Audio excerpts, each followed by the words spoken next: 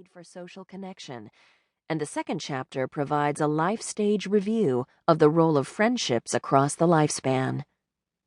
For the purposes of this book, the lifespan has been segmented into the following 6 groups: young girls and almost teens, teens and new adults, the 20s and 30s, mom-to-mom networks, midlife connections, and older adults.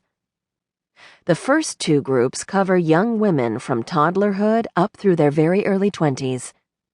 The next group, the 20s and 30s, covers women in adulthood as they establish and maintain their adult identities. The mom-to-mom network section addresses the complex social networking activities of mothers and their children. Midlife Connections covers women in the middle third of adulthood, from around age 40 through around age 60.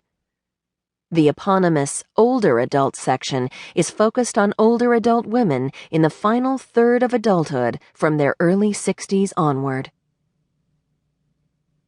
The rules of friendship and their role in relationships. The second section of the book is titled The Rules of Friendship and Their Role in Relationships, and it includes 11 chapters. These chapters address 10 unspoken but universally understood rules related to healthy relationships. Included in this group are being rules.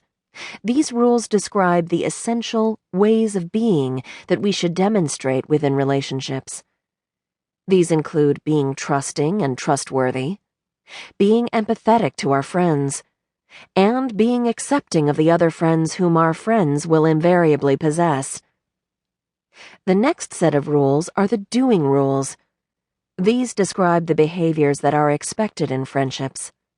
The doing behaviors covered include providing emotional support, giving instrumental support, repaying favors without being asked, and standing up for your friends when they are not there to defend themselves.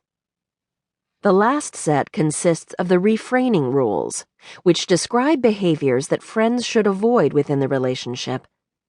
These include refraining from being a negative force or a nag to your friends, not criticizing your friends in the presence of others, and avoiding the expression of jealousy over your friends' other relationships.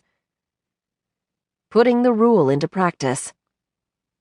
Within each chapter addressing a specific rule, we present an overview of the importance of the rule and how the breaking of that rule may play out based on life stage. At the end of every chapter is a section called Finding the Solution That Works, in which a variety of relevant points of reflection are presented. Not every toxic incident warrants dissolution of the relationship, but some breaches permanently dissolve the trust or positive regard essential to an enduring friendship. We offer suggestions for using the severity of the breach as a gauge to govern the appropriate level of response. We end this section with a chapter written just for parents of daughters who are involved in rule-breaking friendship exchanges. Toxic environments outside the home. The third section of the book is Toxic Environments Outside the Home. In this section are 3 chapters that each address a potentially, and often unexpectedly, toxic environment. These include child-related networks such as athletic teams and carpool groups, church and civic organizations, and neighborhoods and workplaces. In each of these chapters, we share composite types of toxic individuals who may appear in these relational networks. Some of the toxic types may seem a bit extreme, but each is based on real people who have shown up and significantly affected interviewees' network-specific experiences.